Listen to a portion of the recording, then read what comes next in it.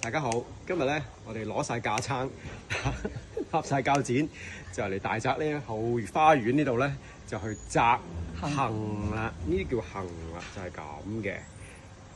呢隻杏係咁樣嘅，即係杏脯肉嗰啲杏啦，即係。咁呢度有一棵樹，呢個就係好叻嘅婆婆。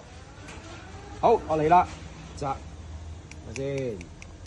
有咩好介紹啊，婆婆？唔係啊，你自己睇咯，我都唔知嘅。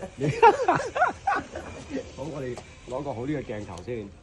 你睇下多到出邊都有。嗱，送俾人呢啲哇咯。，好。佢要揀啲咧就冇咁，哇！你點解摘得咁靚嘅？熟嗰啲啊。要有埋啲葉，有埋啲葉。咦後邊嗰啲靚。呢幾支好靚，呢幾支好靚。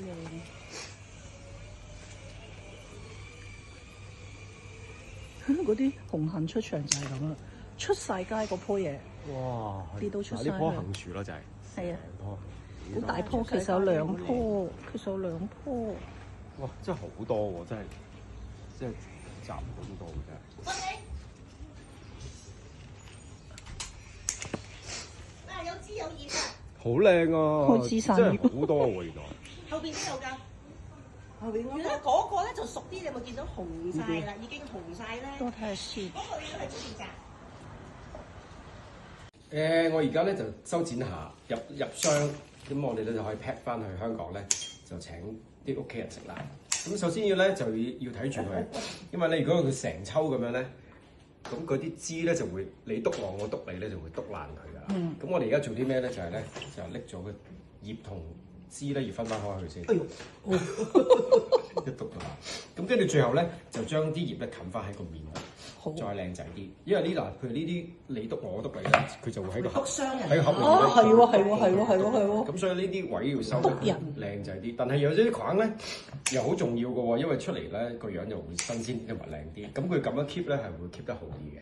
如果唔係掹咗佢咧，咁有個窿咧，佢就容易就壞啦。咁我哋而家就整好晒，你睇下有個咁靚嘅盤咧裝住係佢。喎，係喎。